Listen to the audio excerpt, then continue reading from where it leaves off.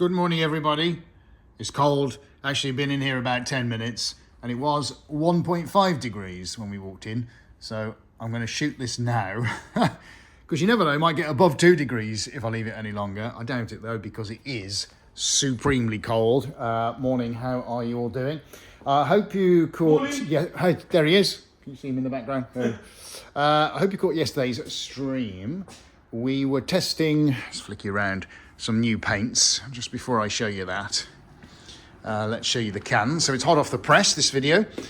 There you go, from a new paint supplier. The sales director was watching last night to see how things perform. I think he was quite interested to see what we do here. But those were the two cans in question. So just a single white and a single black. We've got gloss in the white and semi-gloss in the black. And just see, there is a slight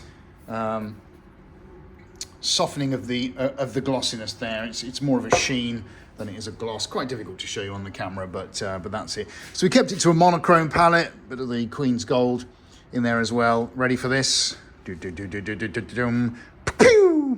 we go. Right, let's go see what's going on. I'm going to head over to where we kind of started it, which is the large volume of black and white. And it does look good, mate. One of the key things here, one of the key things for me is the way it holds its shape.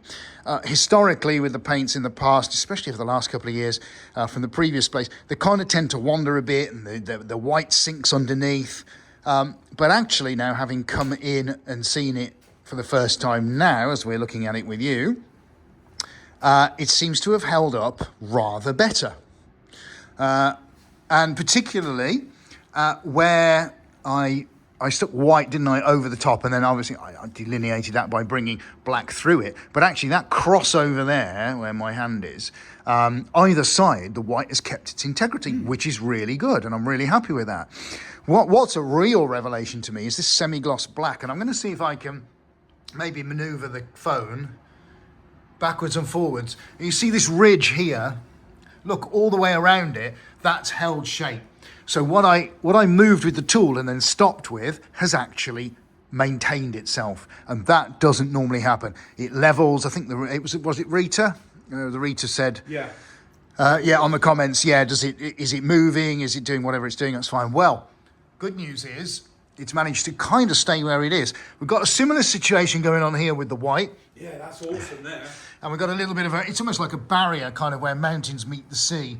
And you've got this line all the way around. There, you can just see it there, I've got it.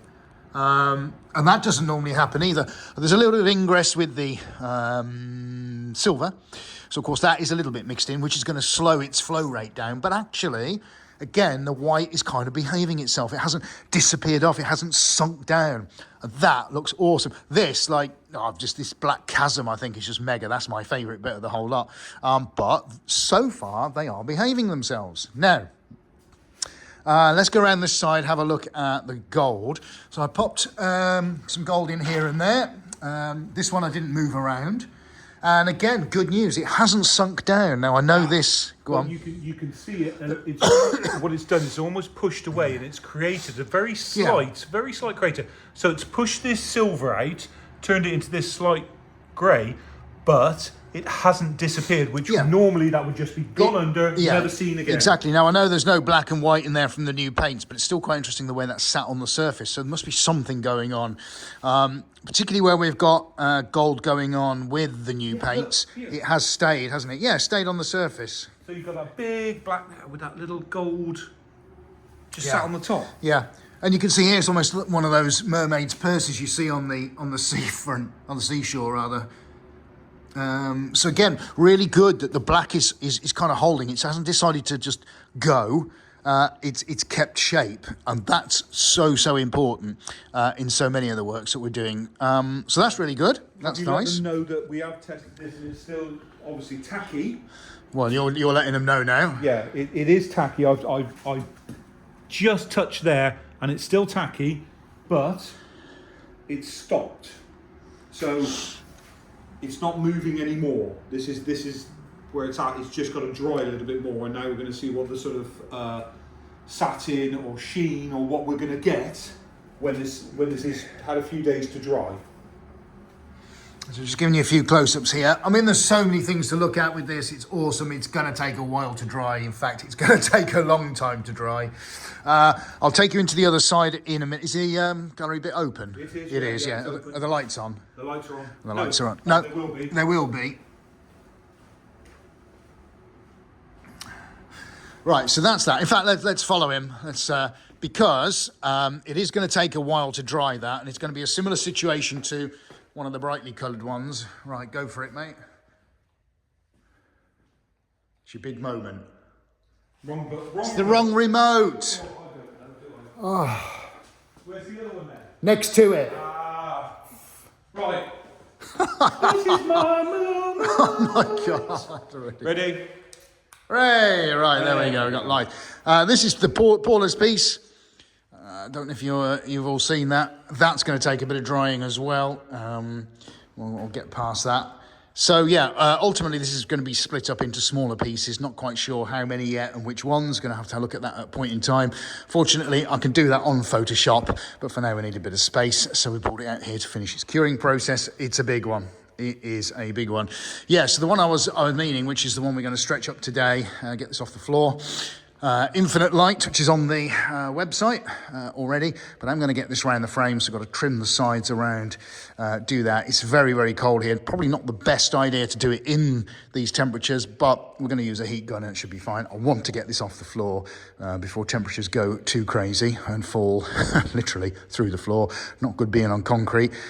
So we've put some layers of anti-static foam down here to try and keep it away from it getting wrinkled in the cold. It really doesn't suit it very well, but it's one that has got just the most sublime finish with the paints. This is the old paints, and I really want to get that on a frame and hung up so it's off the floor. Also going to need floor space as well, because obviously we've got Paula's. When that gets split up, I'm going to have to do something with that. We've got the new one, which I've just shown you now in the monochromes. That's going to have to go somewhere, and I'm probably going to have to come off the table in a week's time or so, providing we can take it off and come into here so that I can get it cured. So we'll get it layered, but bring it in here. That, like that one over there, which is a good 3 weeks, maybe 4 weeks ago now, I'm not sure. Yeah, probably 4 weeks ago, yeah, because it was a bonfire night, wasn't it? Either the 4th or the 5th of November. So we're almost at a month now. That is only just available to go around a frame and be hung upright. We've got a similar volume of paint going on with the one I've just shown you.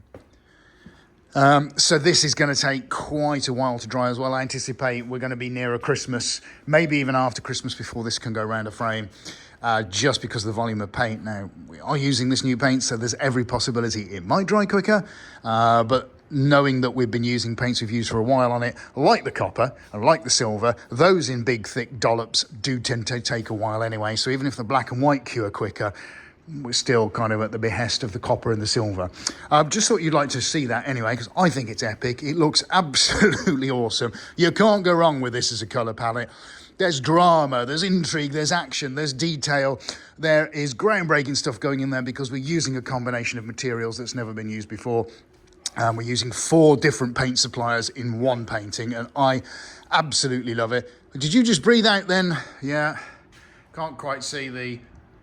Yeah, I've got... Yeah, I could definitely see a little bit of mist coming out. It's desperately cold in here. We'll see how long we can survive today. I've got my fur-lined boots on. He's got his hands in his pockets, but as you move around, folks, I don't need to tell you what it's like when it's cold. You can feel it around your head, just moving through the building. It's crazy. I've got cold ears. Wrap up warm is the moral of today's story. Right, there we go, folks. Hope you've enjoyed having an exclusive first look at what we did yesterday. Really super happy with that. Would love to hear what you think in the comments. Just leaves us to say, have a fantastic weekend, and we'll catch up with you very soon.